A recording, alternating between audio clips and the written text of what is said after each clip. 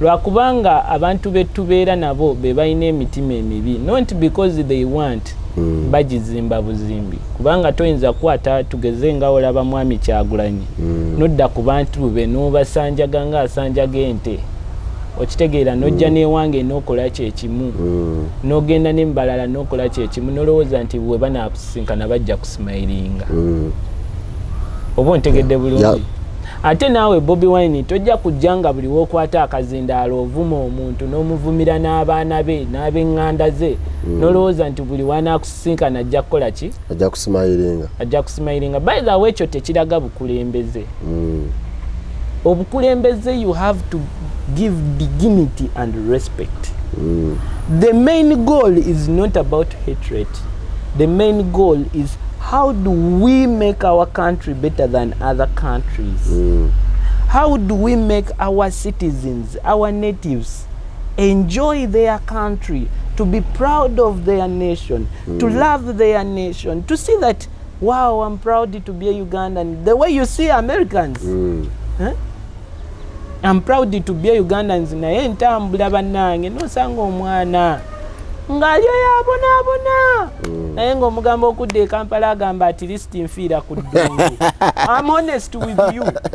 Extra Digest mugoba nsonga nze Sesanga Bate the Great mbalamusizza abanyabo ne bassebo yonna gye musinzira okutulaba bali wano mu nnyaffe Uganda. Oba oli Mukono, oba oli Wakiso, oba oli Mpigi, oba oli Bushenyi, oba oli Nakapiripiriti, na yonna gy'oli gy'otulabira ebweru wa Uganda, South Africa, Dubai, abali Canada, abali Luxembourg, na yonna gye musinzira okubanga tutambula ffenna.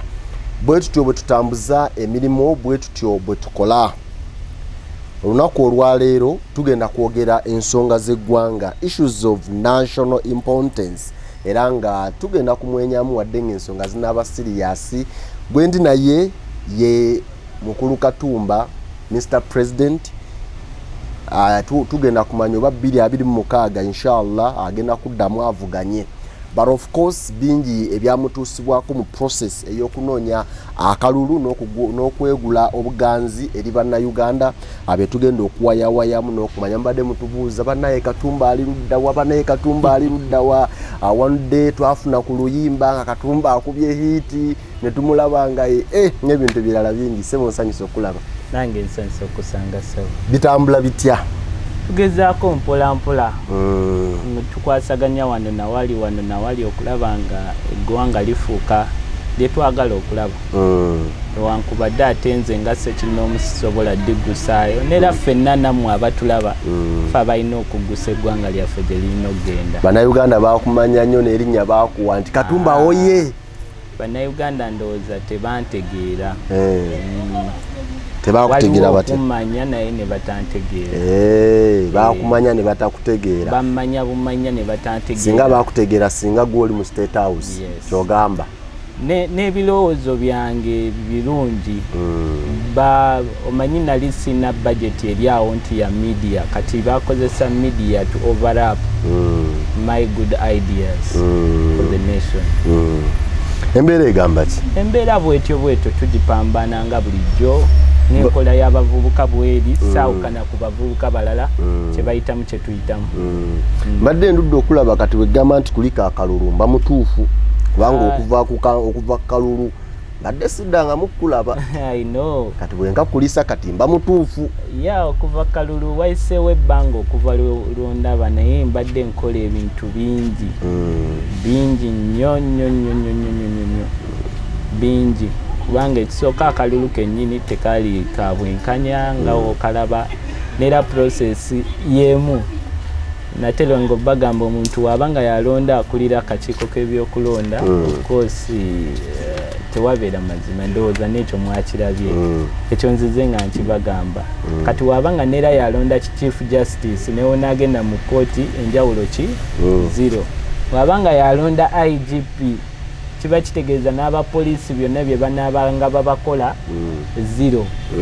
Teri bwenkanya teri ki. So wabanga neera yalonda abakulira ebifo eby'amaanyi ebyo bye mujja okusanga tewabeerawo bwenkanya, tewabeerawo reality, tewabeerawo mutambuzibwa mukulimbibwa mutandi bingi nnyo nembeera mu mbeera eyo bwetyo bwetyo ensonga lwaki eggwanga lyaffe liri bwe liti bwe liri eggwanga lino nno lya mukisa nera baliyita Pearl of Africa njagala mbatambuzemu mu ggwanga lino lirimu abakalamoja lirimu si zonna tribes naye zonna gye ziri naye entandika like okona ku sub-regions tulinamu abakalamoja tulinamu balul tulinamu this side of abagisu tulinamu de Buganda tulinamu Ankole Bunyolo Kigezi abasoga n'abalala bangi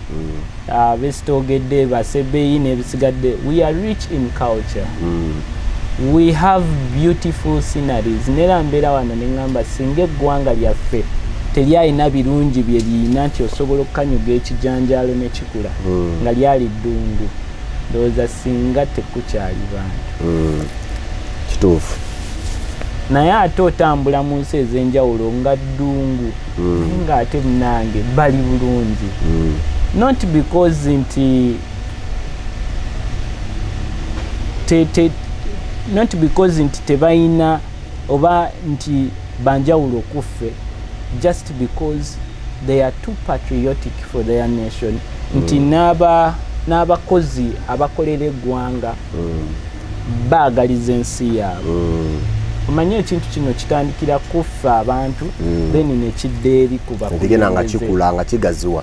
For example omukulembeze we bakwata wajja n'abagulirira mu kulonda aguza ambulance naye ambulance agitaddeko ebifaananyi bye byonna ati mbalaba nga babazanya psychology ne ngamba abantu oba baakula batya n'atimbako ebitimbe byonna akalulu we kaggwa n'abisuula eri ne mumutwala ku palamenti oba mu bwa pulezidenti ng'abasasudde kati waaba abasasudde musuubira ye tayagale kujjayo ssente ze so nga lwaki ebyamabaati mubiraba bingi nnyo bye mulaba ebitambula naye nze nina essuubi nti eggwanga lijja kutereera bwebitani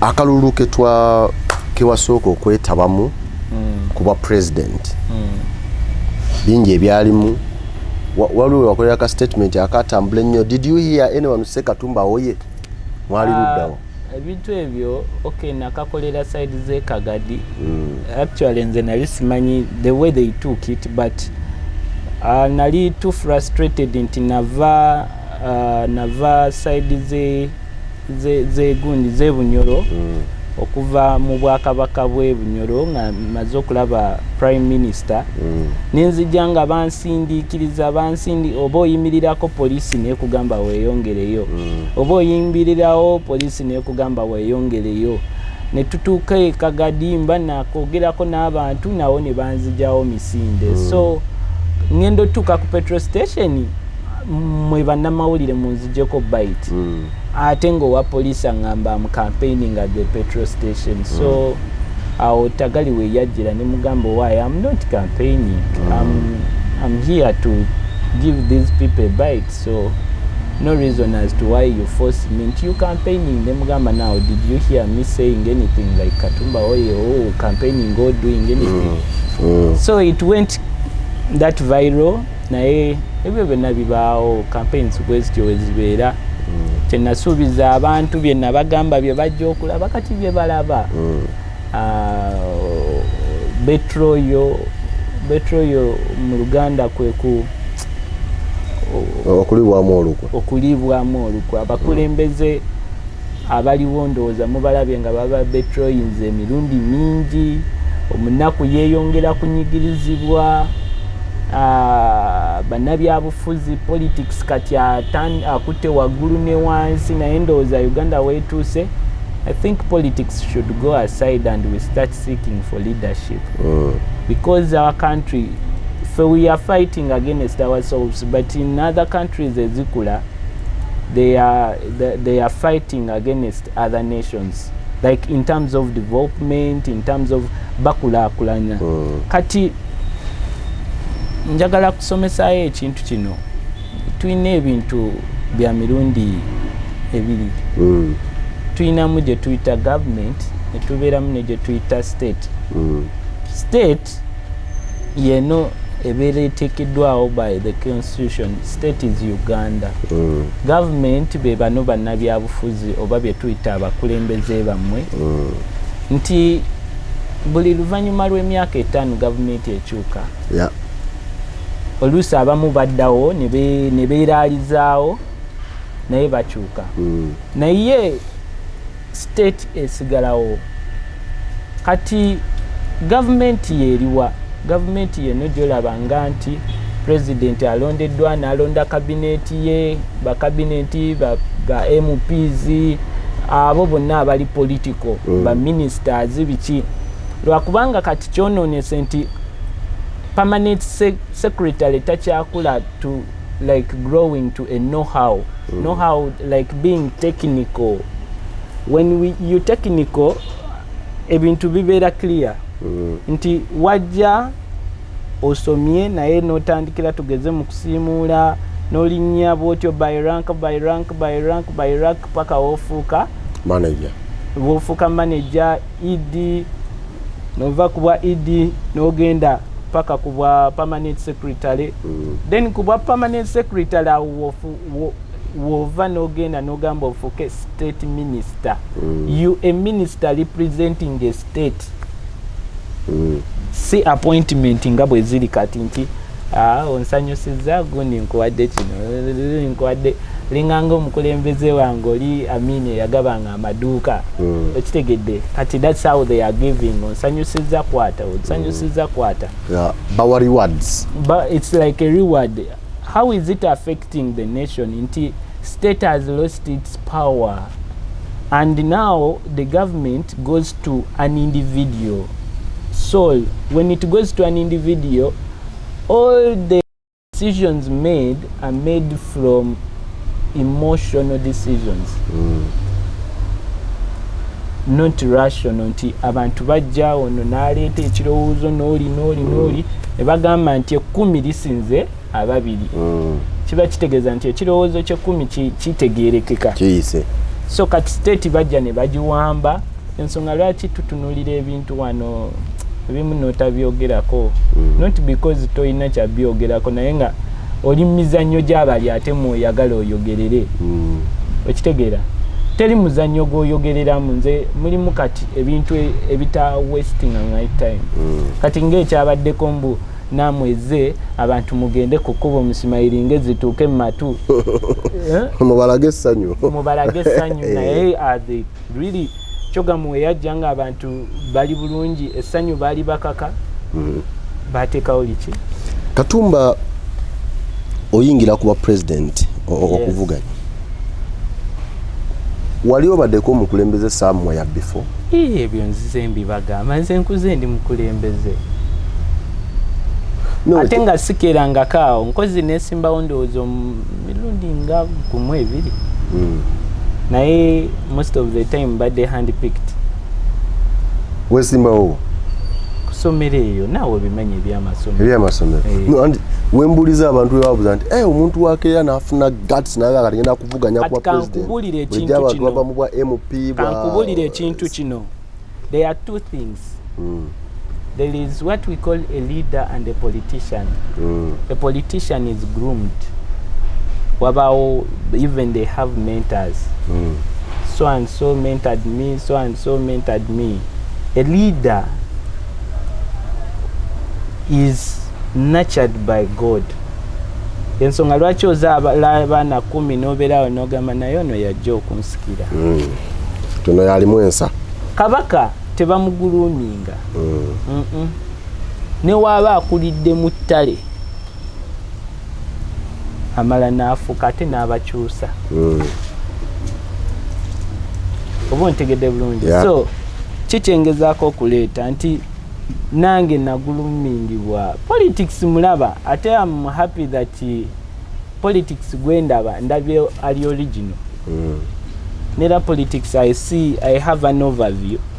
Nti ekintu kigenda obbeerawo nga nakirabye dda. Because they have the same transcript. Basoma byebimu nti kati akalulu kajja tandika. Tujja kuteekawo opposition we naabeerawo tulina okufunamu ey'amaanyi n'eri wiiki. okitegeera we banaamaliriza nti tujja kuddira ono awangudde wanaawangula ono ajja genda mu kooti wanaagenda mu kooti onoomu ajja kuvaako kuba judges awakanye ebyabali like it is a transcript tekyukako bibeera birabire ku Besigye birabire ku balala bonna ababadde nga bakola ki bajja ng'ovudde ku ekyo kituuka n'ekiseera nolaba kati right now they are talking about ghetto youths. They are no longer ghetto youths in this country. Hey. I'm telling you. Negwenne wano ghetto youths. See oyo si ghetto youth is a suffering youth. Suffocated youths. Baawukana batya. Kati batulimba ba ghetto youth.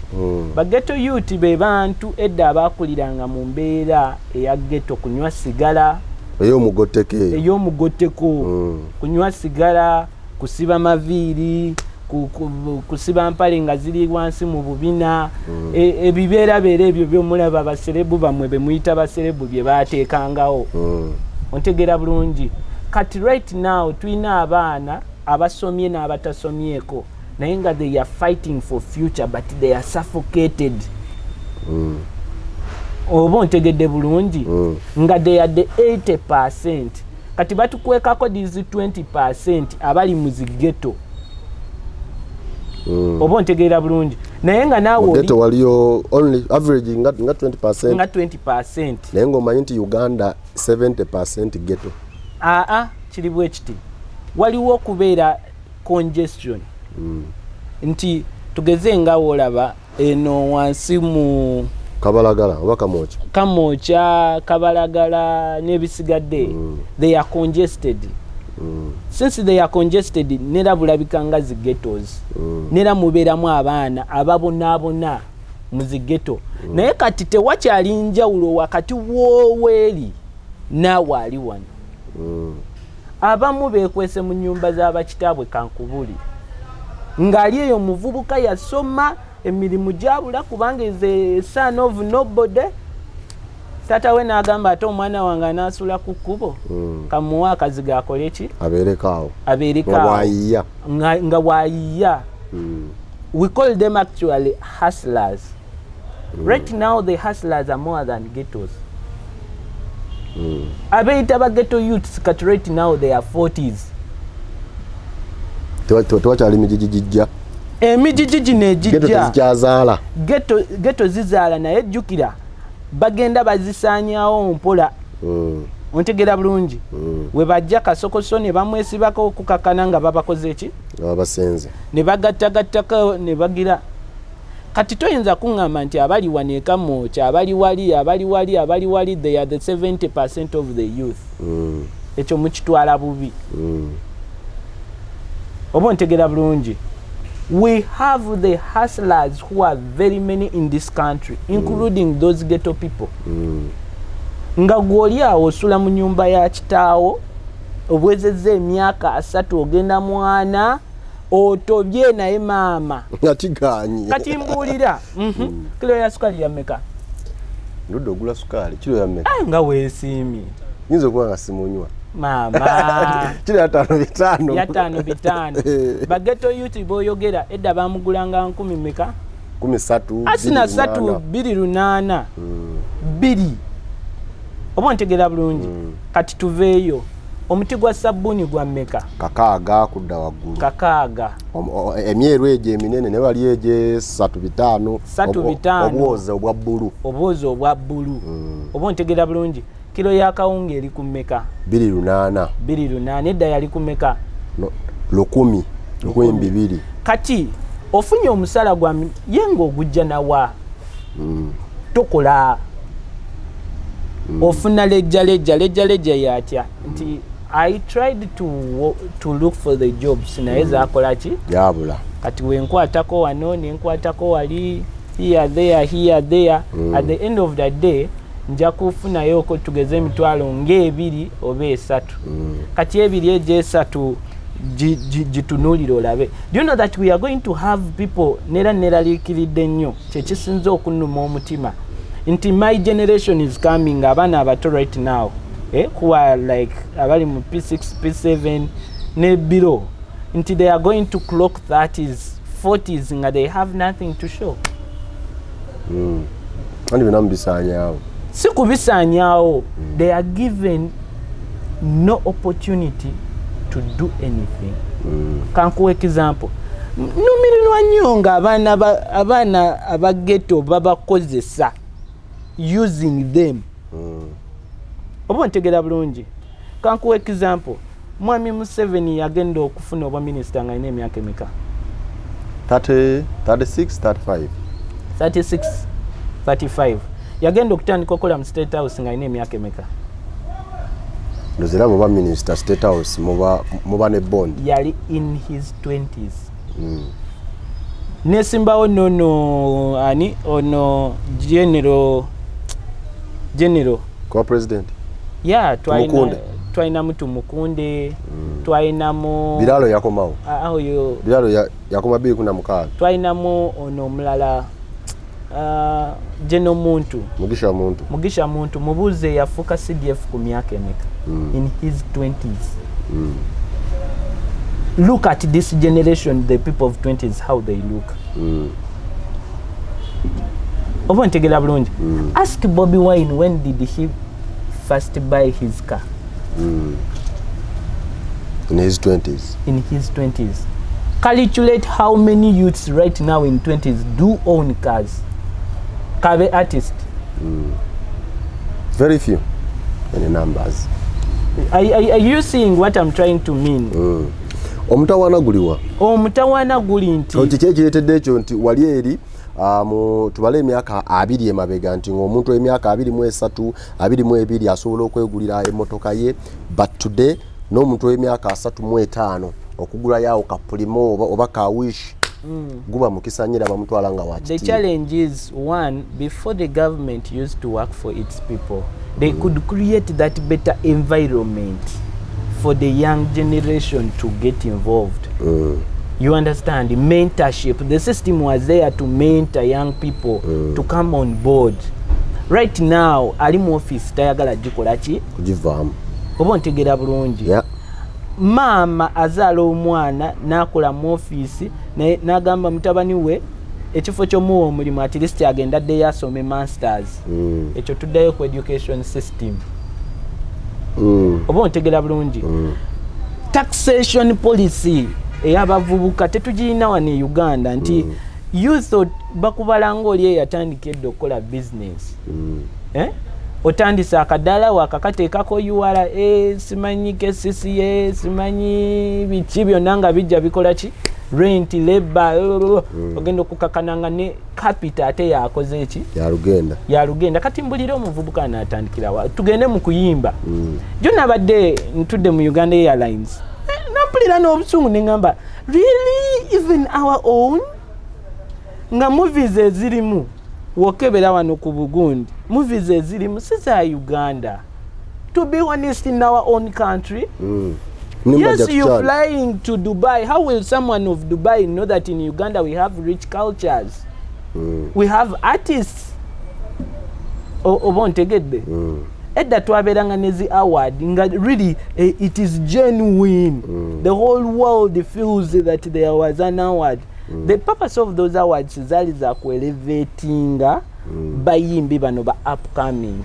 We are in this generation nti bategeka award na olina agifuna nasigala the same. Nata wako kyakyuka. Good. Bino byonna byewatunuulira n'ogamba nti kaakati nina okuvaayo nono n'eggwanga lino. Kati kambalage eggwanga ettuufu eriyina obbeera. Lye wali oyagala. Lye nali njagala. Oba nakati ly'oyagala. Yes.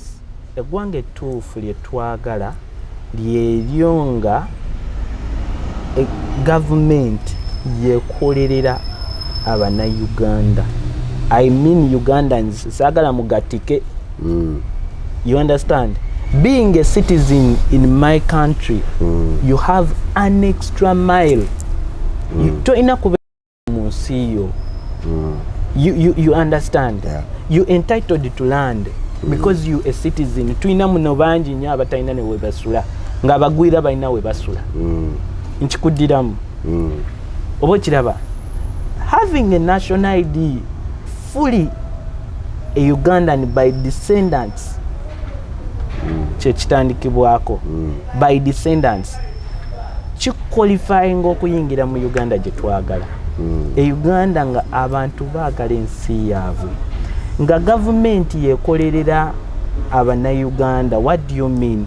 Nga tefeedinga ku bano, gavumenti kati yafuuse parasite eri abantu nti without musolo bajja kwewola, without kwewola bajja kukola ki, kutulugunya through police. You understand? But before, governments could own some stuff. Oba ntegera bulungi ne tugamba nti gavumenti erina ekkolerero erikola kino. Ontegedde bulungi? Gavumenti olw'emirimu etandise ogikola ki? Okugiteekawo. Gavumenti yeekolera enguudo. Wano mu employing aba China. Oba ontegedde bulungi? Gavumenti gye tulimu ekwata nefuna akatale outside of the country. Ebintu ne bibeera packed labeled Uganda. Oba ntegedde bulungi? Kati these people nti nze ndi mulimi ne bajja ne baguza kuki? Ku gavumenti. Gavumenti nerwane export. Nenonya akatale ebunaayira mu b'emikago. Ebunaayira kye tuyita gavumenti ekolera. Gavumenti eyo ekolera kankubuulire abantu tejja kuzimba pipeline. Ejja kuzimba oil refinery. Ontegera bulungi nti oil refinery eyo erina 99% to 100 value. Nti we tutandika okukola oil refinery tujja tandikira nti mafuta. Okutandikira waggulu gaasi kirira paka wotuukira ku residue. Residue yoyo fossil akola enguudo. Ezo enguudo ezo ze mulaba ezo ekizireetera ebinnya nti bino ekiringanga kyoyita kirabbalabba ekiringanga ki oil bakiseera tuki importinga. After importing it kaleya bateekako bwe kati. Ontegera bulungi? Enkeera omusana biki nga kakola ki? Motoka weziyitako bidduka nga kagenda kenyiga kemiima. Kati at the end of the day oluguudo lugenda twala ebbanga ttono nnyo lukole ki? Lubomoke. Kati gavumenti really eyagaliza abantu lwaki oyira ate emutwala ebunaayira? Balina akakwakulizo ke bagamba nti oyira agenda mmala ebbanga ttono nnyo. Mbuuza bali baba abalina zi oil refinery tetusobola ffenaffe kuyingiza crude oil? Oba ontegedde bulungi? Otegeera. Okutegeera. Oba okiraba? Nze gavumenti gye njogerako ekyo kyerina okukola. Eyo ye gavumenti gy'oyaayaanira mu mutima. Yogera nti eno singa ye yaliwo. Zi residue ezo we zivaayo enguudo zonna zigenda bba zikola ki? Kubanga laba seminti tumuyina. Nkuleetera seminti tumuyina. Amayinja tetulina ge tujja bweru tugakola ki? Tugayina.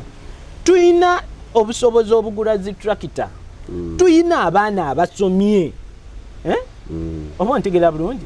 Tuyina ba architects abalungi ennyo. Asobola bino obikwasaganya. Obikwasaganya. Omuchina tumwetaaza ki? Seminti tukolawo Uganda Cement Factory. Nga factory eyo efulumya cement wa gavumenti yeka. Namuwa abantu bayo ku sente entonotono. Sina ku sente entonotono kuzimba bizimbe byayo. Ebya gavumenti. N'okuwa bano abali mu nzigota kubanga kyateeka gavumenti okuzimbira ennyumba. To give you shelter. It is a must because it is a necessity. Ezo zigeto tezaali baddewo. Nkugambye nze ntambuddeko mu nsi ezimu nga babazimbira ekyalo nga kiri kugundi kizimbe kimu a full village. Babateeka obulumu n'abanga alinako apartment ye. Good. Kati abagwira be bapangisa kubanga bo bazze kukola bakole ki? Bagende. Bazze kutwala sente. Butulira bankyakuleetera gavumenti gye twogerako nga malwaliro eddagala toyomba kubanga osasula omuki? Omusolo. va ku bino ebyokumala gakola nti mu ddwaliro eriwo otuuka omusawo si ye mukamaawo gwe mukama w'omusawo because you qualify to be a Ugandan. Oba ontegera bulungi. We tudda ku babaka tetwetaaga babaka bangi nnyo. Okitegera twetaaga tudde mutu omanyi we are rich in culture. Kiki tugamba rich in culture? Ffe ng'abantu tulina ennono zaffe. Ababaka baalikiikiriddenga nnyo who we are. Ffe batwala byaffe akutunulamu nama nti constituency yange kino kyebalakinga bino bye birowoozo byabwe n'aba messenger n'abeera messenger ate ne beegatta ne baviiramu nga we tulaba region ng'omubaka ate kisigamba nti asinga kabaka obuyinza kabaka nga yasinga oba ono akulira abatooro oba akulira abanyankole nga yasinga obuki obuyinza because oyo kabaka ye teyeetaaga kubanyunyunta teyeetaaga bugagga bwammwe naye ayagala ensi ye gundi ye region ye oba gundi ye mwawangalira kingdom ebeere nga erabika bulungi yensonga lwaki bagamba kabaka asiimye asima buki busiimi abamu gye bayita federal system naye federal eno Uganda bagyonoona ne bagamba abaganda bagenda twala ebintu by'abantu abaganda bagenda kola biki ne batamanya nti if the kingdom is poor I swear however much you're going to grow rich you go back to zero. Ojja kuddayo ku zero.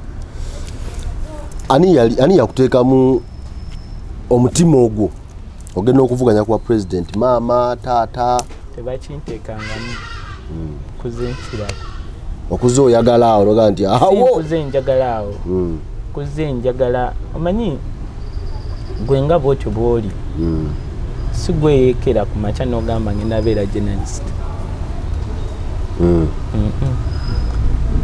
oyinza okuba nga weerabirayo oba nga wagezaako n'okwata wano nawali ne bikola ki nze nakula kyenjagala wakula kyoyagala kuva mbuto nga nkiraba ekyo nakyeteekamu golooza kyakujja buze mu mutwe. It's a talent. Katonda agikuwa. That's what you meant to do. You understand?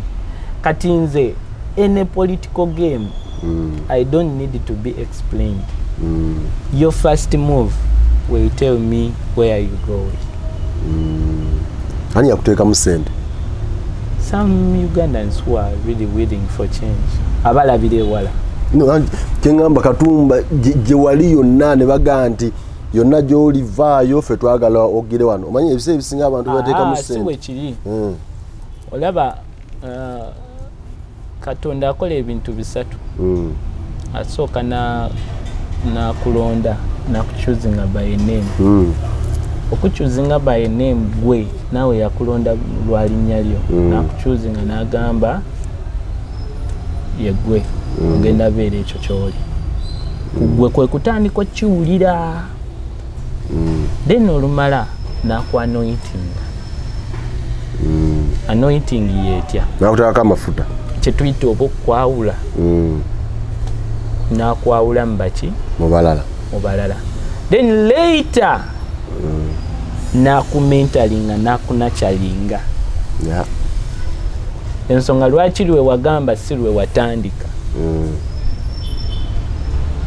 oba ontegedde bulungi nti wano mu process aba akunakyalinga nakulaga tugeze edda sukaali nali mugula 3 ngenda okuwulira abazadde bakomplaininga biki okitegeera so ogenda otuuka okufuna kyetuyita obuyinza nga buli kimu okikoze eki kati nze nkyatandigira way back in Pitu kugula sukaali bano abaana be batulugunyanga ku nguudo n'ebirala kikulumiriza leka mbabulire Ugandans you slaves in your own country ntera mbyogera nga asaaga kati wokkiririza nti Ugandans you a slave in your own country ekifo ky'okubalongoosereza ennyumba oba okubalongoosereza ebifo mwe mugenda obbeera so that abagenyi we baba bayitawo balaba nti muliko bulungi tebaleekanye nammwe babasenze buki lusenze. Abantu bano basatu bengenda okumenyera wakoma ddyo basisinkana oba nigwe walesisinkanyeeko bagutasisinkanaangako leeta Geno Yoweri Kaguta Museveni simusisinkanangako Geno Salim Musale kale bwakandwa naaho Geno Muhoozi Kene Lugaba sina gwe nali nsisinkanyeeko tolina gwe wali usisinkanyeeko okomabalaba ku TV komabalaba ku TV bagamba nti mukalulu wali gy'omu kwabo yagamba nti agenda nze nja kuwa akasente Abannayuganda kambabuulira ekintu kino as long as mukyalowoozawo mutyo mukyabonaabonanyi aga nti Katumba yaggyewa ssente ezitalaaga eggwanga anoonya akalulu kati njagala obbagamba nkibaddiramu Katumba mulonde the chosen one the mere fact nti abeatinga odds mweze mulaba ez'amaanyi n'aziyitako ntegera bulungi kiba kitegeeza abawanjawulo kuno oba ntegera bulungi nti sometimes oli akirabanga ekinene ate gwe n'okirabanga ekitono naye nga it takes dedication, it takes love, patriotism bingi kubanga birimu okaaba okusanyuka okunyiiga okubeeraawo nga oli kyakulabirako eri abalala naye nga naawe embeera gye bayitamu naawe gy'okola ki ng'olina kwejjako ate koolina owe oli ate ali obubi ennyo ate ng'onooma kati agambe kale nze tompadde naye ate owadde oli ate oli gwowadde n'akusekerera n'agamba alabika ayina nnyo ali kunduulira yensonga lwaki ampadde kati katono n'atamanya nti ate gwe naawe tolina oba ontegera bulungi n'atamanya nti gwe naawe tokola ki toyina wagenda ekkololo mu kulayira iyo lwaki ng'ate baakuyita nina ensonga zange lwaki wazimba omutima kwava kuwangudde sikuzimba mutima kambabulira ekintu kino omuntu wabanga ajja mu nnyumba yo n'akufuula beega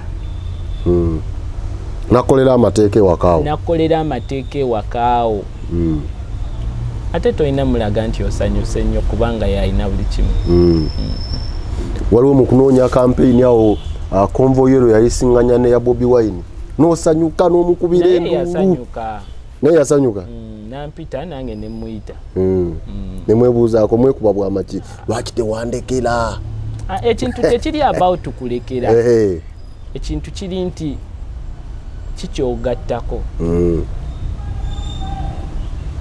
bayiza wenze kambabulira ekyenjawulo kyennina lwakubanga abantu betubeera nabo be balina emitima emibi not because they want bagizimba buzimbi kubanga toyinza kukwata tugeze nga olaba mwami Kyagulanyi nodda ku bantu be n'obasanjaga ng'asanjaga ente okitegeera n'ojja n'ewange n'okola kyekimu n'ogenda n'embalala n'okola kyekimu n'olowooza nti bwe banaakusisinkana bajja kusimayiringa oba ontegedde bulungi ate naawe Bobi Wine tojja kujja nga buli wookwata akazindaalo ovuma omuntu n'omuvumira n'abaana be n'ab'eŋŋanda ze n'olowooza nti buli wanaakusisinkana ajja kukola ki ajja kusimayiringa by the way ekyo tekiraga bukulembeze obukulembeze you have to give dignity and respect the main goal is not about hatred the main goal is how do we make our country better than other countries?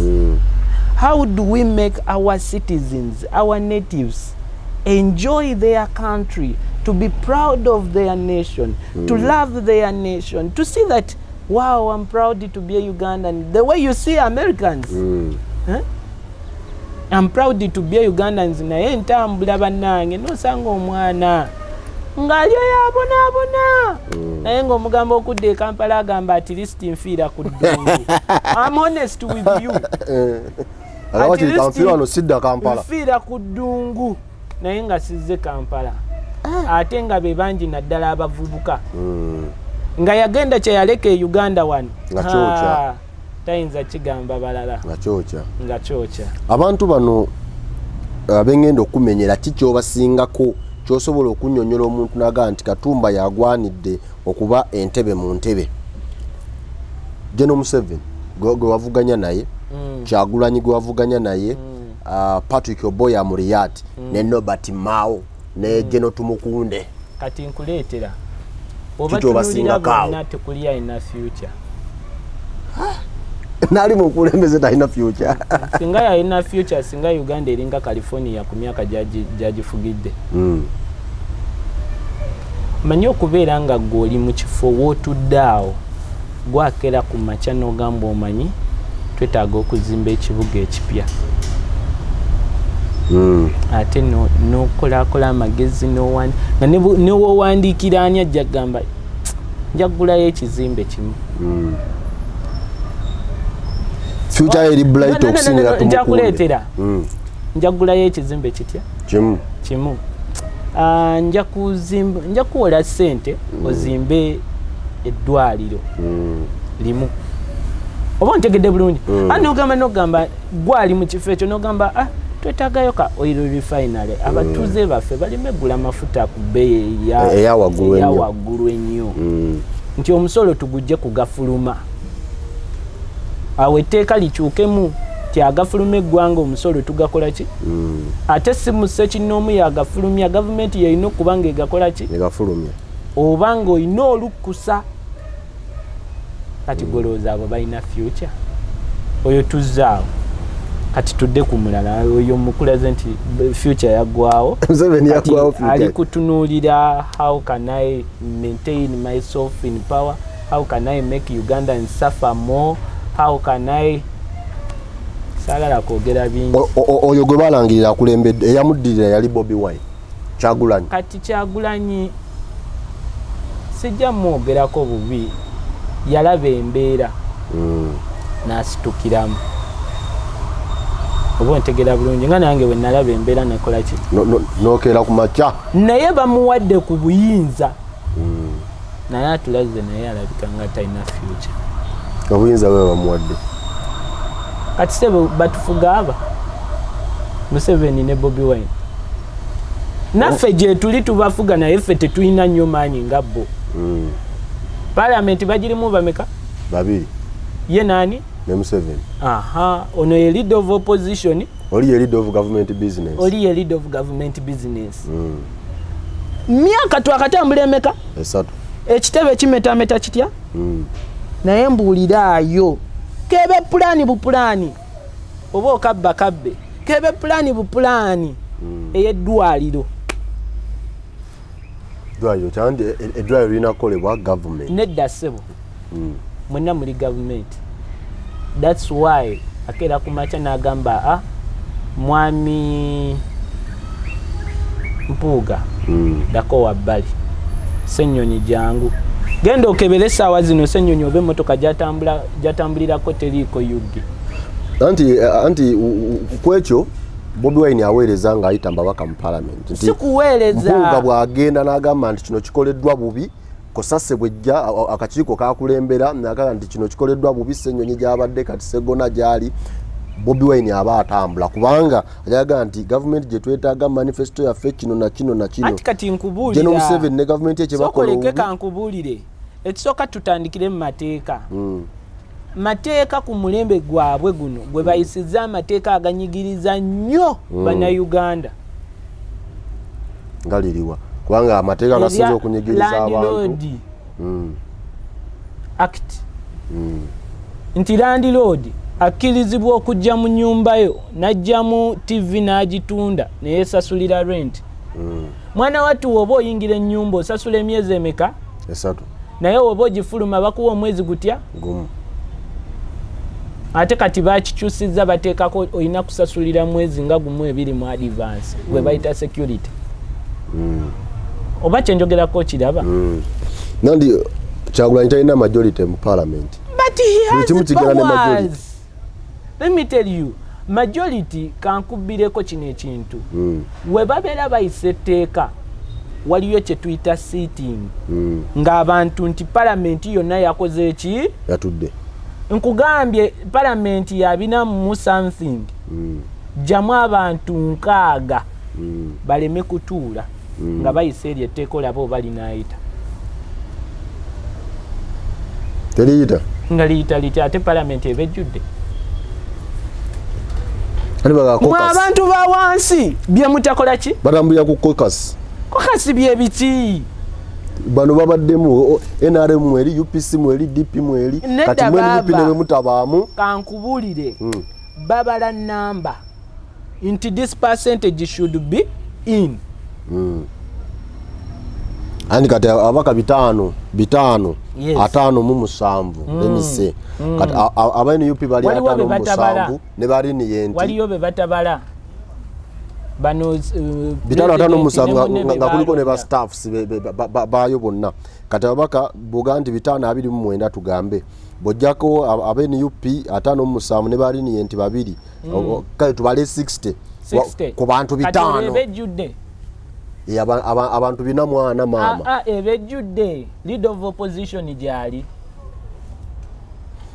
nebinje ebikolebwa nga leader of opposition taliyo ebyo tebibera mu mateeka era bibera null and void tebibera mu mateeka nkugambye ku mulembe guno omunauganda mwaguze sabbuuni ku shillings 6 newankubadde bayogerera bingi Dr. Kiza naye ate yalimuuka at least ak'obuntu soogerera bubi naye mbalaga ebituufu naye omulembe gwa Besigye amafuta we gavira ku 2.5 okutuuka ku 5 si gwa Besigye ssebo gwali gwa Besigye nedda baaba amafuta galinnye mu mulembe guno gwe tulimu ne gagenda muuko ne kakaaga jjukira we gagendanga ku 10 nga tubeerayo ne walk to work kasaawo kumuki iye kati bano beerira nsimbi nga we bakyogera mu birimi baani mmwe muliwa ogamba bano nawe wavuganya nze navuganya okoze ekyo okuva ne bakuwangula kikyokoze abawagizi babaakulonda teri kirabika mu bubyawo ne sitakwata bbaluwa gikulukuunya kugiweereza waggulu ewaje no Museveni oweereza Museveni ne speaker ne leader of opposition ne bagamba nti kino mbutuufu mukikoze mu bukyamu olugamba woko tuwaake yiyeeriwa ati kati nze sina ngeri gye ngenda kukola walk to work oba ontegeera bulungi nga nze ng'omuntu okitegeera gwe nooli tebakkiriziganya na ndowooza yange nera nja tambula kugwa amafuta natambulako ne banzigalira oba ontegeera bulungi ogw'ebintu nagwo kyekimu ne banzigalira naye ne banzigalira so ki ekitegeezebwa nti bava ku mulamwa bonna abasinga obungi nera bonna wobaleeta kugamba tebalina future kati bino bye mulimu ensi endala zabivaamu dda nera abakompitinga ku Uganda trend bebo bensekerera abakompitinga ku global trend batuula tutunulira Kenya nga bwawangula nga bwe yawangula Ruto ayita Odinga n'amugamba why ati bino byababbi byabafere nawe ne Museveni wakuyita ogenda okulayira tewagenda okoleyo oya n'omugamba nti nzize naye ssebo kino tukikole bwe tuti ekintu kirina kutambula bwe kiti nkuwandiikidde ebbaluwa nti kino kirina kukolebwa bwe kiti ne bwe kiti ne bwe kiti ng'akalulu kaakaggwa baŋŋamba ngende mu kooti ndoope ne mwami Bobi Wine bye bimu ne ŋŋamba mwami Bobi Wine eyo likumala budde only what Uganda needs is a coalition government eyo yonna gye muli okwetooloola wastage of time kubanga oli waabanga yalonda omulamuzi then ogenda muwangula otya okitegeera ne mbagamba mu coalition government at least mwawukane ku nsonga eziruma abannayuganda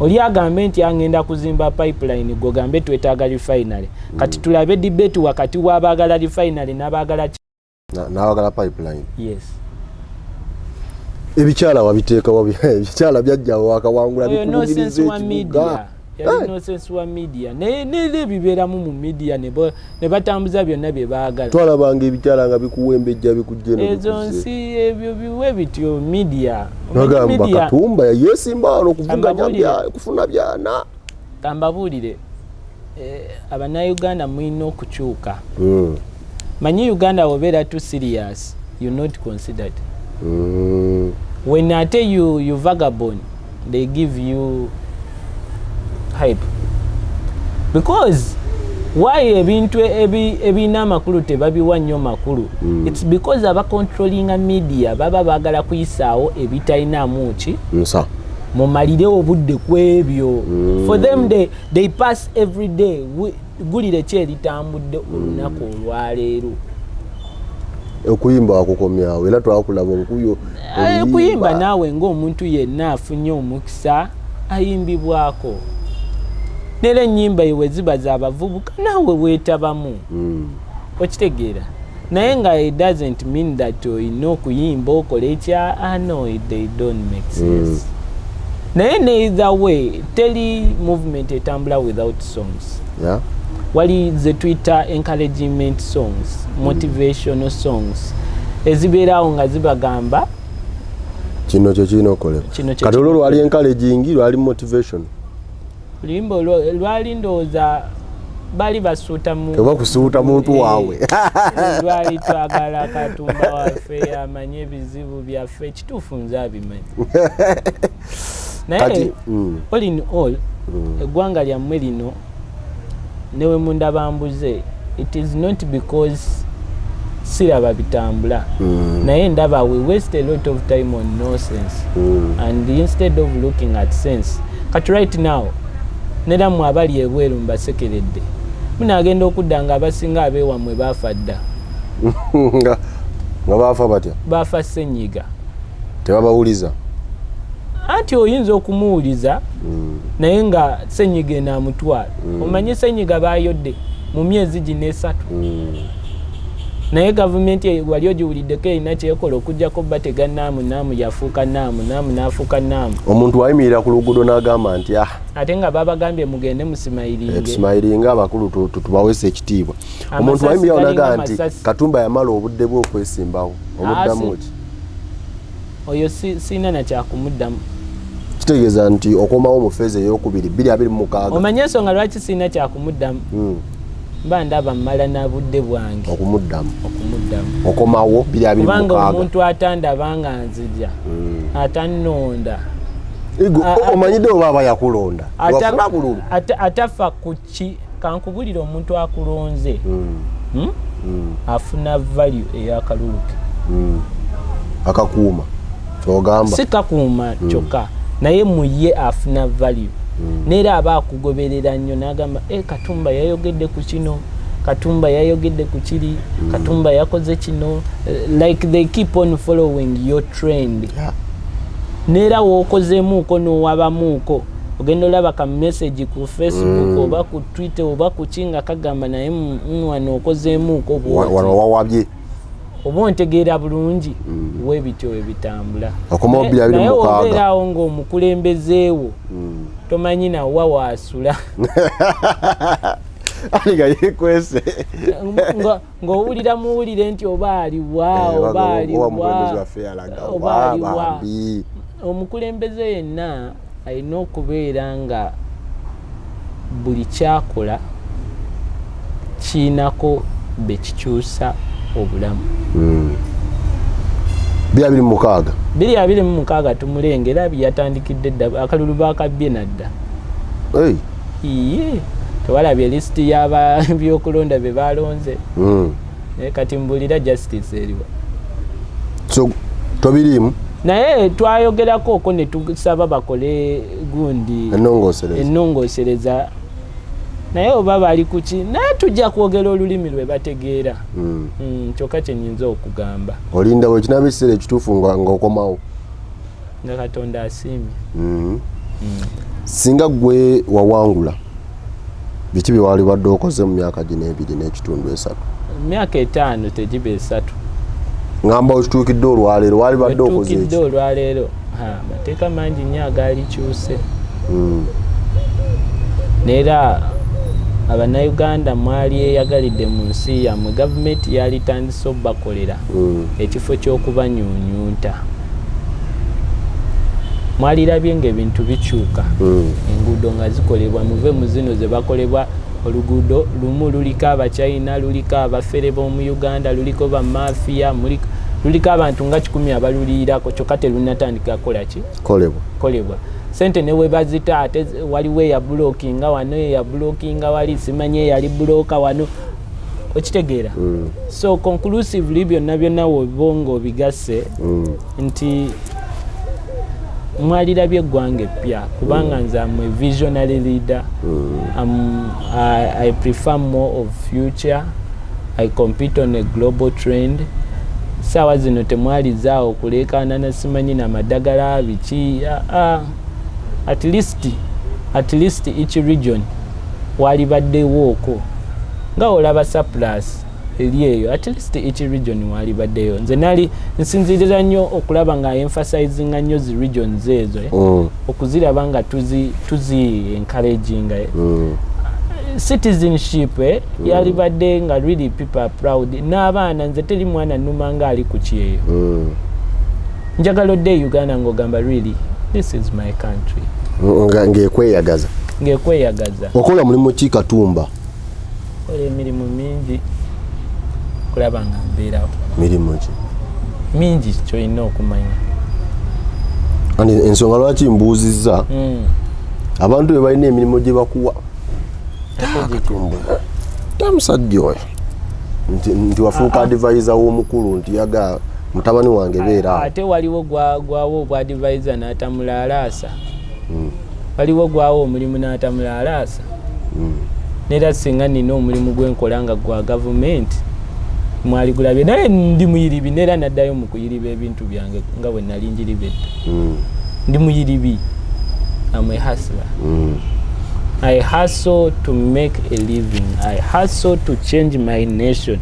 I have a dream, I have a vision that one day my nation will be proud of its citizens.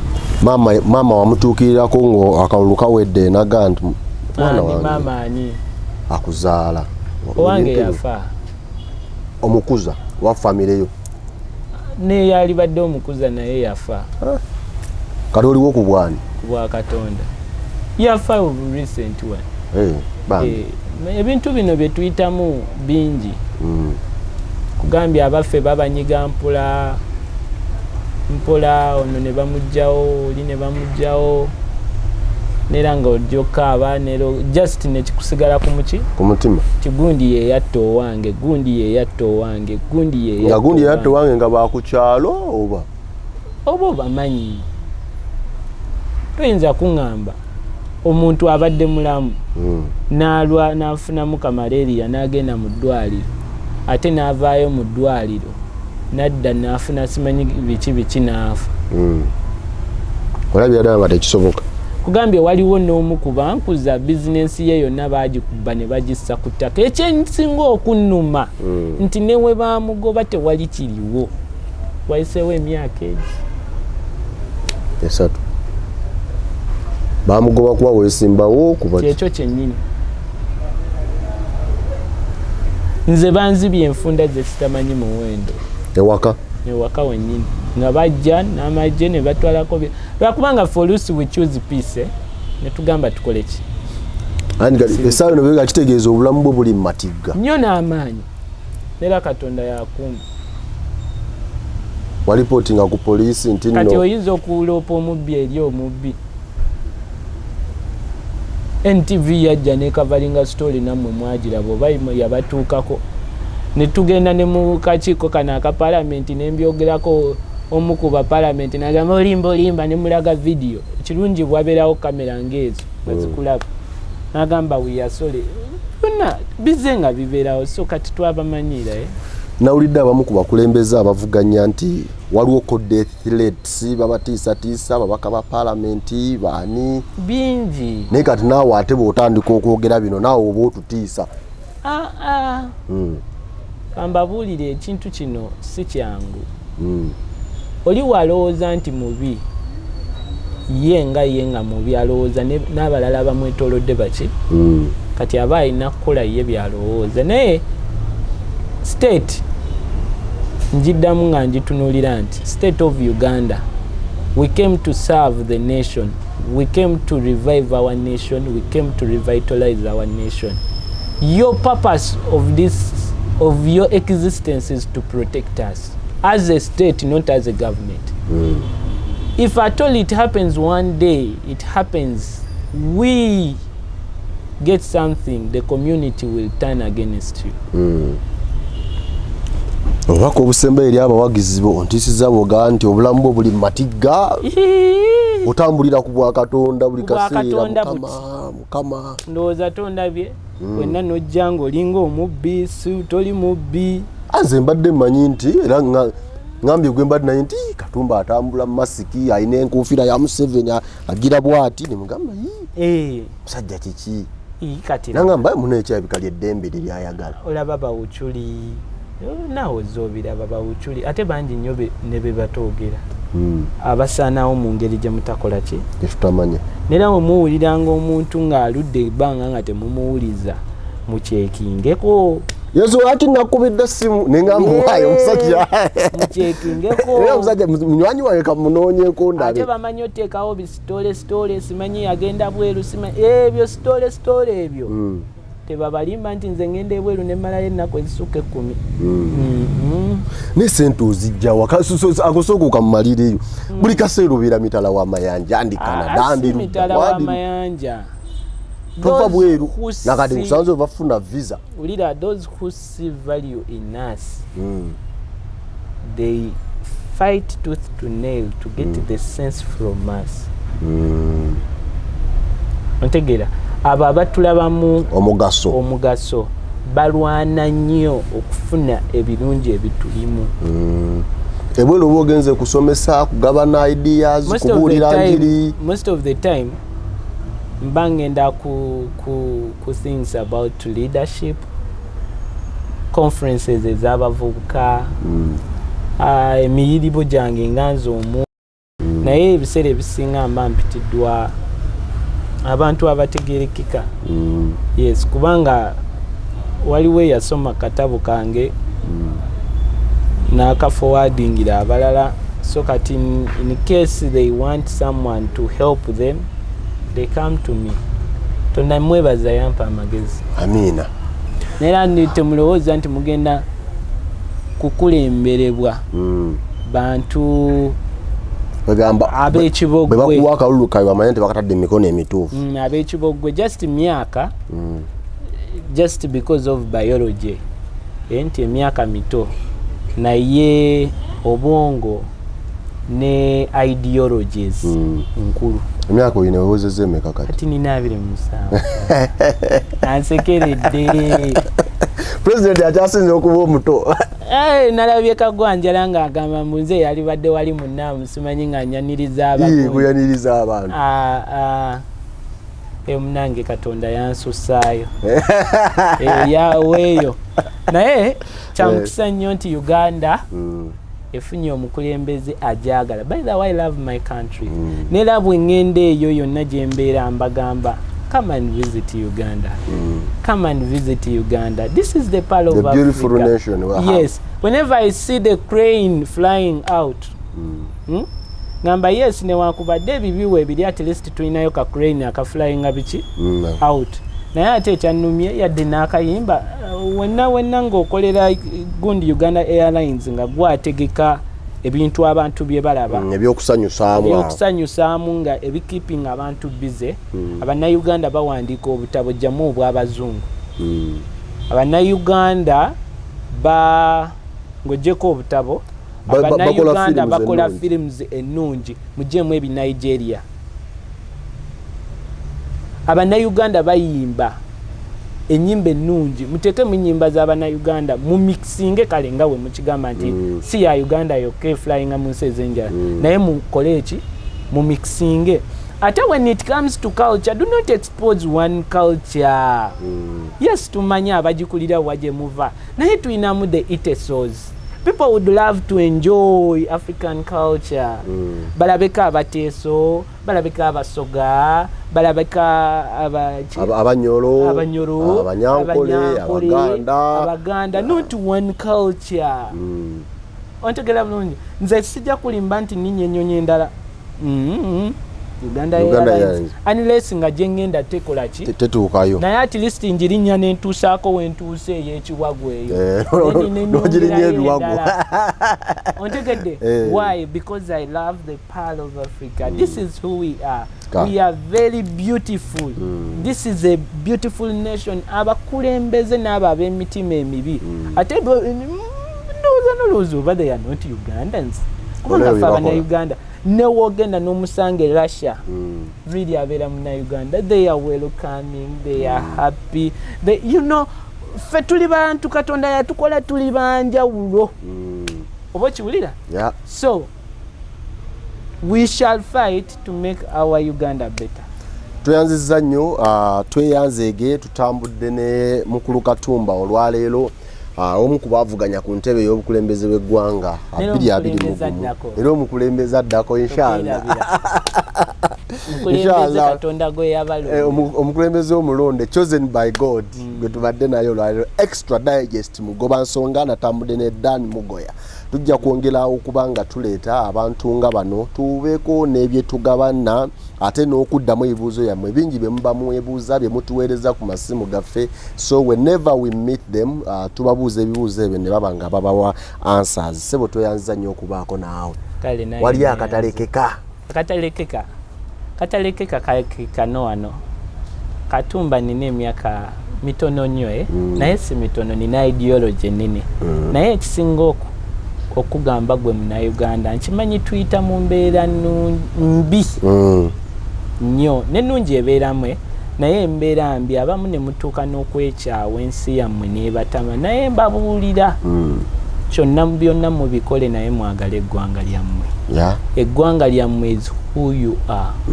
Be proud of your nation, love your nation. Abo ababi mutwegatteko tubajjewo, then tuteekewo ettaala lyetusuubira lyemuyayaanira muve mu buddu mufuuke abatuuze, citizens. That's why they don't call you refugees, they call you citizens.